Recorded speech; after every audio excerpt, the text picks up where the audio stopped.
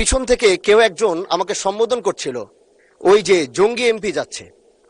তো এই বিষয়টা আসলে এইভাবে আসতো না। তো একটু পর থেকে সোশ্যাল মিডিয়াতে দেখলাম যে এই বিষয়ে খুব লেখালেখি এবং এই ভিডিওটা নিয়ে খুব আলোচনা চলছে। সাইদুদ্দিন আহমদ হানজালা, জি আপনার পয়েন্ট অফ অর্ডারটি উত্থাপন করুন। জি, আসসালামু আলাইকুম রহমতুল্লাহ। মাননীয় স্পিকার, আপনাকে ধন্যবাদ। আমি প্রথমবার দাঁড়িয়ে কথা বলছি। আসলে এভাবে কথা বলতে চাইনি, চেয়েছিলাম যখন আমার সময় আসবে আনুষ্ঠানিকতার ভাবে একটু সুন্দরভাবে কথা বলবো।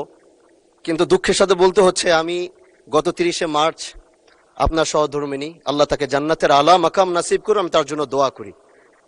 তিনার জানাজায় আমি এসেছিলাম এবং উপস্থিত হয়েছিলাম। দক্ষিণ প্লাজা থেকে যখন আমি ভিতরে ঢুকবো, একদম কাছাকাছি পিছন থেকে কেউ একজন আমাকে সম্বোধন করছিল, ওই যে জঙ্গি এমপি যাচ্ছে। তো এই বিষয়টা আসলে এইভাবে আসতো না। তো একটু পর থেকে সোশ্যাল মিডিয়াতে দেখলাম যে এই বিষয়ে খুব লেখালেখি এবং এই ভিডিওটা নিয়ে খুব আলোচনা চলছে, যেটি জাতীয় সংসদের একজন রানিং এমপিকে সংসদের কাছে যখন জঙ্গি বলে সম্বোধন করা হয়, আর এটার জন্যে এই সংসদের মান ক্ষুণ্ণ হয়েছে আমি মনে করছি। এজন্য আমি আপনার কাছে একটি অনুরোধ করব, আমাকে জঙ্গি বলার কারণটা আমি যতটুকু মনে করলাম যে আমার মাথায় একটি পাগড়ি রয়েছে এবং আমার চলায় সাদা পাঞ্জাবি সুন্নতে রাসূল রয়েছে।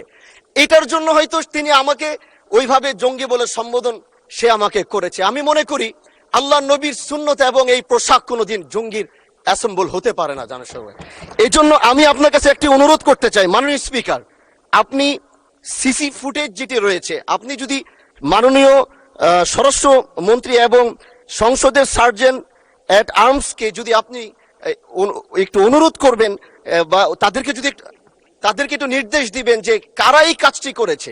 অবশ্যই এই কাজটি এই জন্য করেছে যেন এখানে আমাদের বিরোধী দল যারা রয়েছেন, এখানে তাদেরকেও হয়তো তাদের সম্মান ক্ষুণ্ণ করার জন্য হতে পারে। ওখানে প্রশাসন দাঁড়িয়েছিল, প্রশাসনের সম্মানও ক্ষুণ্ণ করার জন্য হতে পারে। এই জন্য আমি চাচ্ছিলাম একটি সঠিক তদন্ত যদি আপনার মাধ্যমে নির্দেশনা আসতো, তাহলে এই বিষয়টি ক্লিয়ার হতো। ধন্যবাদ। মাননীয় সদস্য, বিষয়টি অবশ্যই অত্যন্ত দুঃখজনক। আমি আপনাকে অনুরোধ জানাবো, বিশেষ অধিকার প্রশ্নে আপনি এ ব্যাপারে একটি নোটিশ দেন, বিষয়টি আমরা বিবেচনা করব। বিশেষ ধন্যবাদ। সদস্য রুমিন ফারহানা, আপনি কিছু বলবেন? পয়েন্ট অফ অর্ডারে এরপর কিন্তু বিধি বলতে হবে, কোন বিধিতে আপনি দাঁড়িয়েছেন আজকে বলেন। Today is a free day, বলেন। মাননীয় স্পিকার, আপনাকে ধন্যবাদ। মাননীয় স্পিকার, আমার ইমিডিয়েট আগে আমার যে সহকর্মী সংসদে বললেন কথাটি, এটি দুঃখজনক নিঃসন্দেহে। কিন্তু মাননীয় স্পিকার, আমি আপনার দৃষ্টিতে আরেকটি খবর আনতে চাই। আজকে ডেইলি স্টারে এই খবর প্রকাশিত হয়েছে, এই সংসদে উপস্থিত আমি এবং আমার আরো দুজন নারী সহকর্মীর বিরুদ্ধে এই সংসদে উপস্থিত আরেকজন সংসদ সদস্য যে কদাকার কুৎসিত ভাষায় ওয়াজ মাহফিল করেছে, যে কুৎসিত ভাষায় তারা বক্তব্য দিয়েছে, আমি আপনার কাছে এই ব্যাপারে বিচার চাইছি। মাননীয় স্পিকার, আপনি বিষয়টি সংসদে দৃষ্টি আকর্ষণ করছি, আপনি বিষয়টিকে দেখবেন।